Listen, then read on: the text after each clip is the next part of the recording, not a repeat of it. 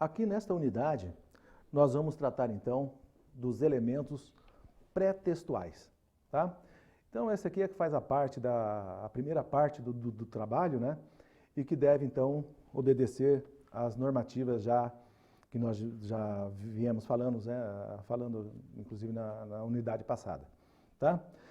Então, por exemplo, o artigo, né, que é mais enxuto, ele então obedece lá, ele é formado somente por elementos pré-textuais, né, textuais e pós-textuais, né?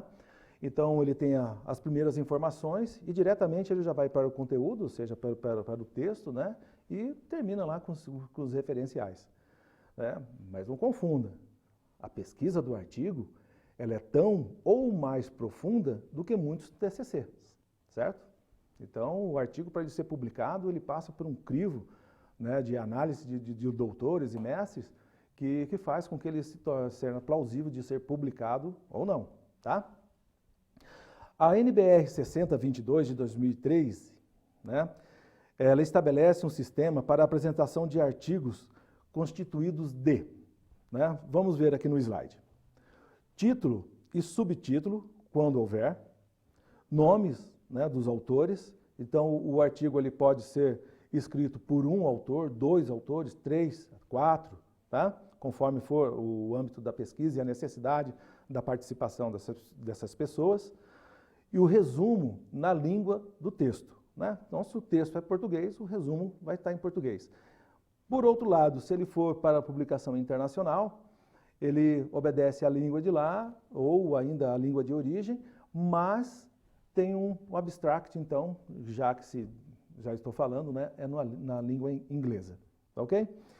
Então vamos ver cada um desses elementos, né? Nós temos o título e o subtítulo, né?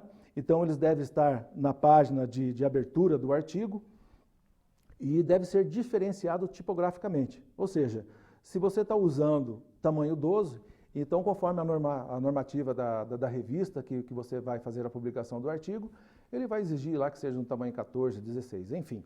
Cada um tem a sua particularidade, mas a estrutura obedece às normas da ABNT, tá? Eu citei um exemplo aqui, né? Veja aqui no slide. O exemplo está assim, a criação do conhecimento por meio do modelo de Nonaka para a pequena empresa. Então aqui nós temos um título, né?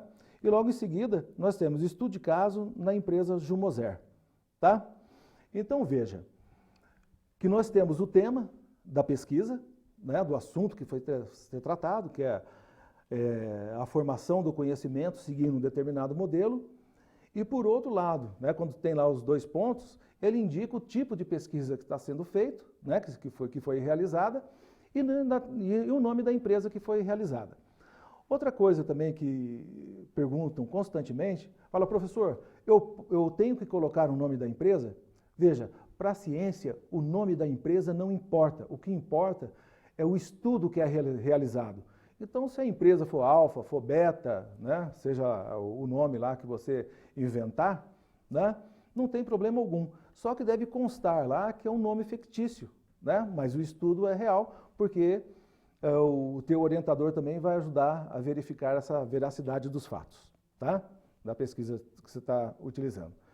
O subtítulo, quando houver, explica o complemento do título, que é o que eu acabei de explicar para você, que ele complementa, ou seja, ele sabe do que está sendo tratado, como foi feita a pesquisa, e na empresa, no caso, tá? Veja, isso não é obrigatório, tá? Mas às vezes ela se torna necessário, porque quando um interessado ele ler o título, ele é o chamativo, é esse título que vai chamar o leitor para ler o artigo, né? Então, o título tem uma função bastante importante, que não é simplesmente dar um nome àquilo que vai ser escrito, ok? O endereço, né, de e-mail para as pessoas entrarem em contato, vai que ela deseja utilizar esse trabalho ou ainda complementar o trabalho de pesquisa, e ela pode ter uma ajuda bastante substancial se ela entrar em contato com aquele pesquisador, né? Quando houver mais de um autor, geralmente o primeiro nome é do autor principal, ou seja, aquele que gerou a ideia, e outros contribuíram de alguma forma de conhecimento para a composição da pesquisa, dos dados que estão lá dentro, né? E E isso, então, faz com que o trabalho ele fica bastante substancial. Já o resumo, ele é extremamente importante porque, na verdade, sem perder o conteúdo, o autor ele deve ser capaz de suprimir todo aquele artigo em até 250 palavras. Não é uma tarefa fácil, mas a partir da hora que você tiver habilidade, né, de leitura e tiver habilidade da escrita, isso vai se tornar bastante fácil, porque existe alguma norma, existe uma norma que ajuda você a construir isso daí. Né? Então você parte, na construção do resumo, você parte da introdução, dos objetivos, dos métodos e dos resultados alcançados. Né? Quando você aborda nessa ordem, fica muito mais fácil de você escrever. Né?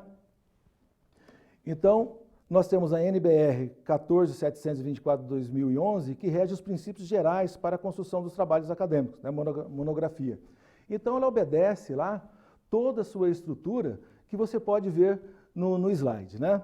Então, nós temos elementos pré-textuais, que é a folha de rosto, que é obrigatório, a errata, que é opcional, a folha de aprovação, que é obrigatória, a dedicatória, que é opcional, os agradecimentos, embora seja opcional, mas é de bom tom, que você agradeça aquelas pessoas que colaboraram de forma direta ou indireta, né, para a construção do seu trabalho.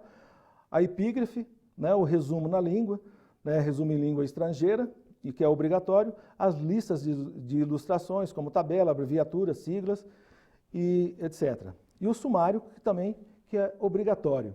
Então, veja, se você vem acompanhando, né, e você, passo a passo, você está conseguindo perceber como é que é feita essa estruturação, veja que a partir de agora você já vai ter um material que já vai te ajudar a você compreender como é que essa estrutura do seu trabalho e a importância de você seguir essa sequência, ok? Então, nas próximas unidades, a gente vai ver como é que se faz cada um desses elementos. Até breve.